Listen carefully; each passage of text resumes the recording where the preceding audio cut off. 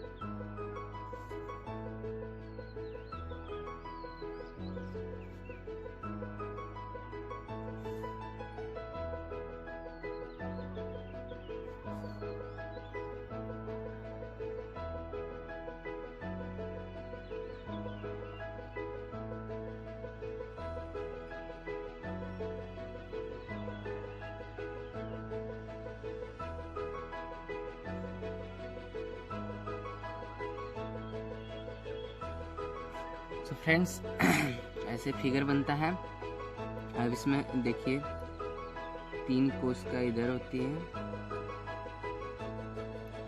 3 कोशिका, और 3 कोशिका ऊपर होती है, और बीच में 1 कोशिका होता है। ये 2 न्यूक्लियस जुड़े रहते हैं, इसलिए इसे 1 कोशिका कहते हैं। अब इस भाग को कहते हैं निभाग।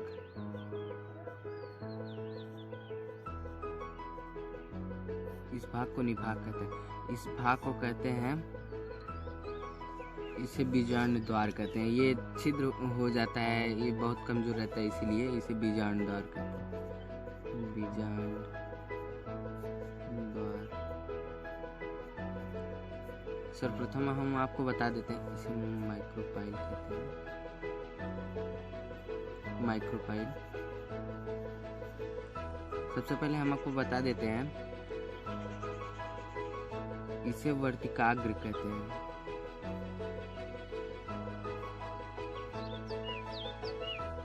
स्टिग्मा। और इस जो इसका नेक है, गला, उसे वर्तिका कहते हैं। स्टाइल। और इसे पूरे को कहते हैं, इस पूरे को अंडाशय कहते हैं।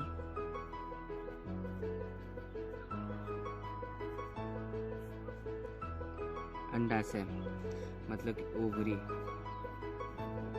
ठीक है फ्रेंड्स, अब चलिए हम आपको बताते हैं, ये जो ऊपर की तीनों कोशिका है, इन्हें कहते हैं प्रतिमुख कोशिका। प्रतिमुख कोशिका।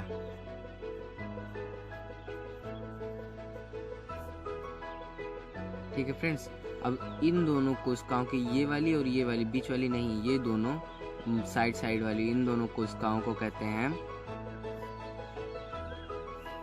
इन दोनों कोशिकाओं को साइड वाली को इन्हें कहते हैं सहायक कोशिका।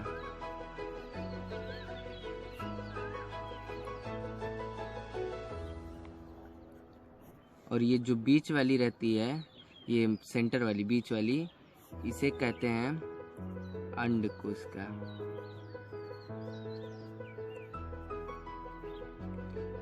एक सेल।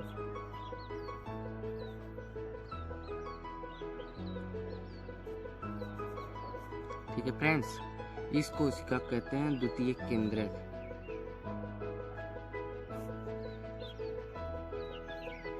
द्वितीयक केंद्रक। इस कोशिका को द्वितीयक केंद्रक कहते हैं। ये देखिए 2 न्यूक्लियस मतलब 2 केंद्रक जुड़े होते हैं एक साथ, इसलिए इसे एक कोशिका मानते हैं। अब एक क्वेश्चन, अब कभी कभी क्वेश्चन ये पूछ देता है कि जायांग की यानी स्त्री केसर की अवस्था क्या होती है। तो बताते हैं हम आपको स्त्री केसर की अवस्था। स्त्री केसर की अवस्था ऐसे लिख सकते हैं, 7 कोशिकीय,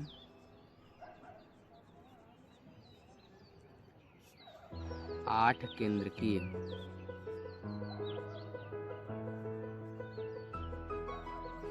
ठीक है फ्रेंड्स, अब कैसे हुआ 7 कोशिकीय 8 केंद्रकीय? देखिए इसमें 1 2 3 4 5 6, ये एक कोशिका है तो 7 कोशिका हो गए सब मिला के। अब प्रत्येक कोशिका में एक केंद्रक होता है, तो इन तीनों में एक एक केंद्रक 3 हो गया, इन तीनों में एक एक केंद्रक 6 हो गया। अब मैंने आपको बताया ये दोनों न्यूक्लियस यानी केंद्रक एक साथ जुड़े हैं, इसलिए इसे एक कोशिका माना जाता है, किंतु केंद्रक तो 2 ही होंगे, 3 3 6, ये 2 8। तो कोई भी क्वेश्चन पूछ लेगा कि अवस्था बताइए कि जायांग की, तो आप लोग बताएंगे 7 कोशिकीय 8 केंद्र की अवस्था होती है। ठीक है फ्रेंड्स, अब चलिए हम आपको बताते हैं। इस पार्ट को कहते हैं बाह्य आवरण। ठीक है फ्रेंड्स, बाह्य आवरण मतलब कि आउटर इंटीगमेंट, आउटर इंटीगमेंट। ठीक है फ्रेंड्स, अब इसे अंदर वाले को कहते हैं, सबसे अंदर वाले को अंतः आवरण।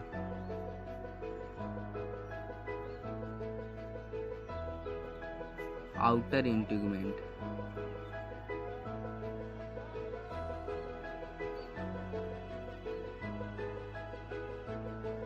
ठीक है फ्रेंड्स, अब चलिए आगे चलते हैं। फ्रेंड्स, इसे कहते हैं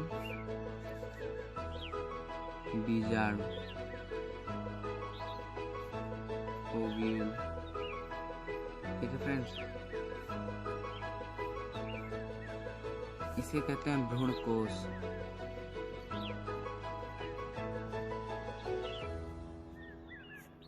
ठीक है फ्रेंड्स, अब एम्ब्रियो सेक।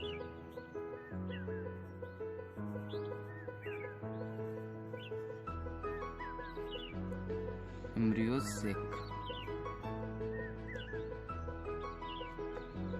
अब ये जो जहाँ से ये जुड़ा रहता है इसे कहते हैं, ये अंडा से जहाँ से जुड़ा रहता है इसे कहते हैं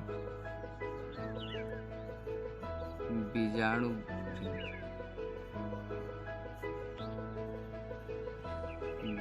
बीजाणु वृंद। ठीक है फ्रेंड्स, फ्यूनिकल।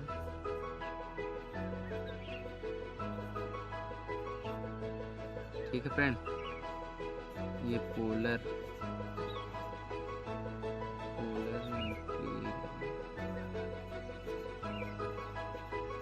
न्यूक्लियर। तो फ्रेंड्स, चलिए हम आपको बताते हैं गुरु बीजाणु जनन की संरचना के बारे में। ठीक है फ्रेंड्स, चलिए कैसे मतलब गुरु बीजाणु जनन होता है।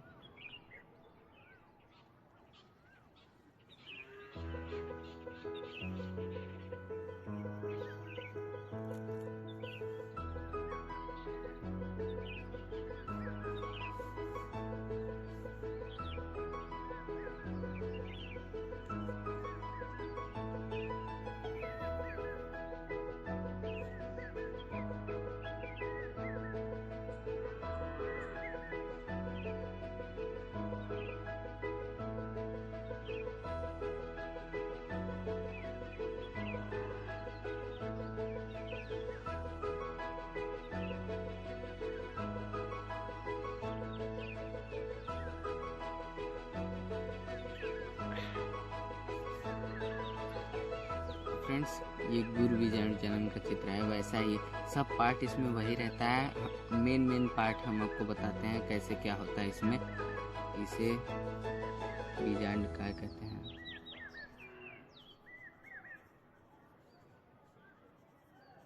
ठीक है फ्रेंड्स, इसमें एक कोशिका होती है, इसे अधोस्तरीय कोशिका कहते हैं। इस कोशिका को अधोस्तरीय कोशिका कहते हैं। अब ये कोशिका 2 भागों में डिवाइड होती है। ठीक है फ्रेंड्स, ये कोशिका 2 भागों में डिवाइड हो जाती है। इस कोशिका को कहते हैं, एक कोशिका को कहते हैं बीजाणु जनन कोशिका। बीजाणु जनन कोशिका। इस कोशिका को कहते हैं भित्तीय कोशिका।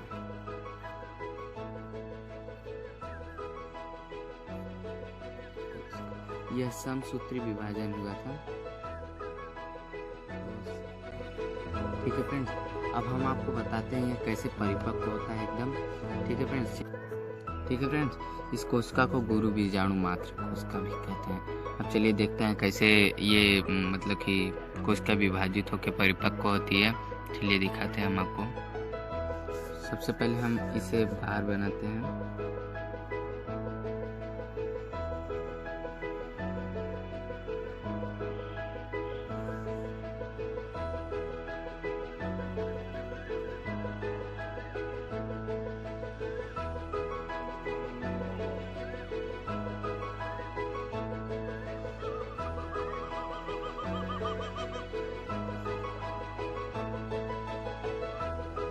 अब इसमें देखिए कैसे ये कोशिका मतलब कि होती है विभाजित।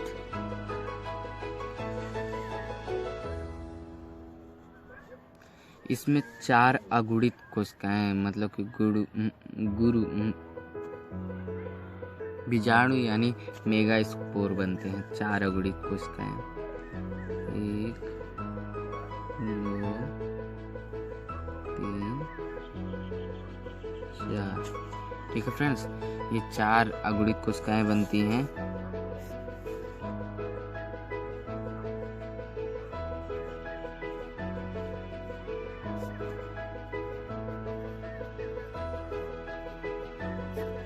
यानी गुरु बीजाणु।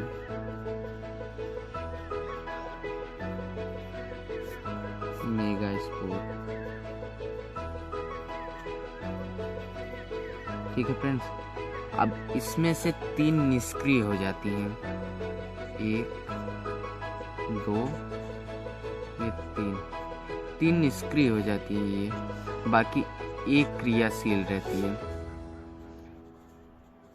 ये क्रियाशील रहती है। ठीक है फ्रेंड्स, अब देखिए कैसे ये 1 से फिर 2 होता है, फिर 2 से 4 होता है, ऐसे बनती है 4 से 8। अब इस एक कोशिका से 2 कोशिका बनेगी।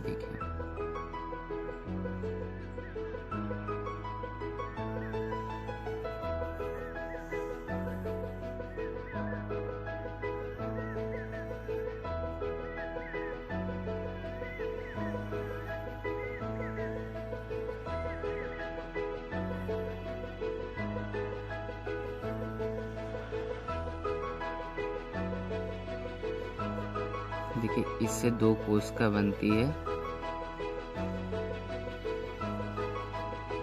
मैंने अभी बताया इसे निभाग कहते हैं और इसे बीजांड द्वार।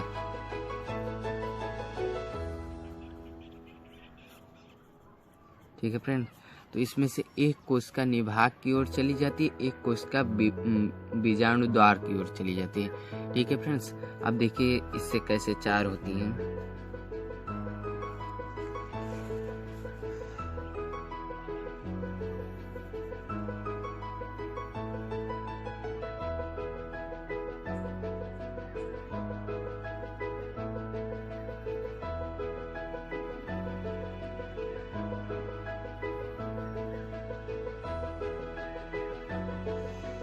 अब इससे 4 हो जाती हैं कोशिकाएं। 1 2 3 4। ठीक है फ्रेंड्स, अब इस 4 कोशिकाओं से 8 हो जाती हैं, ऐसे ही 8 हो जाती हैं।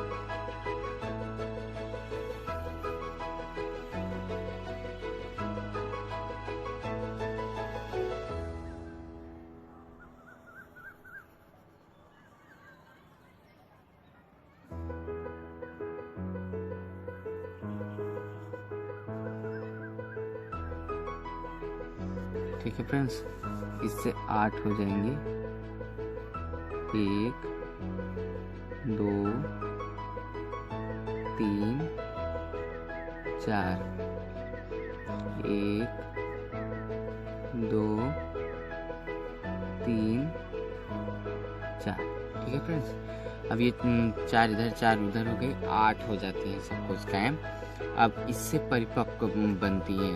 ठीक है फ्रेंड्स, चलिए देखते हैं कैसे। चलिए देखते हैं।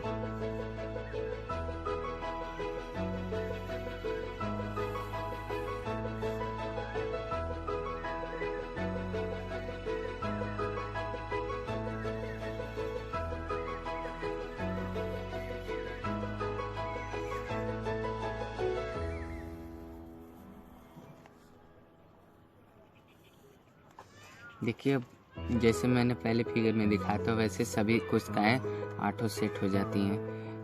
3 यहाँ, 2 3 और 3 यहाँ पर, 1 2 3।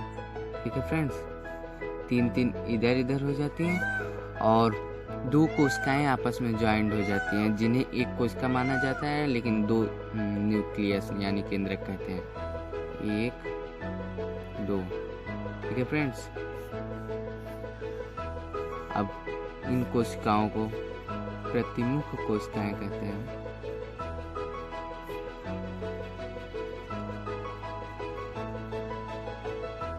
इन्हें प्रतिमुख कोशिकाएं, और बताया था इन दोनों को कहते हैं सहायक कोशिकाएं।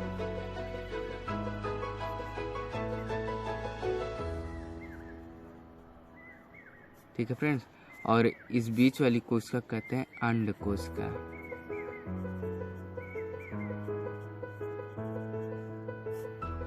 और इन्हें कहते हैं द्वितीयक केंद्रक।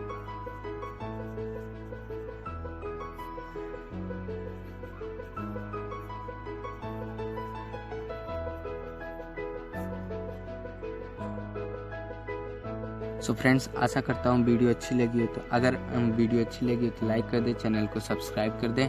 और यदि आपका कोई क्वेश्चन प्रॉब्लम क्रिएट कर रहा है तो हमें इंस्टाग्राम पे फॉलो करके उस पर भेज सकते हैं, हम उसे सॉल्व करके आपको भेज देंगे। इन दोनों पार्टों का ये तीसरा पार्ट है, और दोनों पार्टों का वीडियो का लिंक डिस्क्रिप्शन बॉक्स में दिया गया है, वहाँ से आप उन्हें देख सकते हैं। इसका आखिरी पार्ट एक और आएगा, उसके बाद अगले लेसन में चलेंगे, रिप्रोडक्शन इन ह्यूमन। ठीक है फ्रेंड्स, सो बस आज के लिए इतना ही। जय हिंद।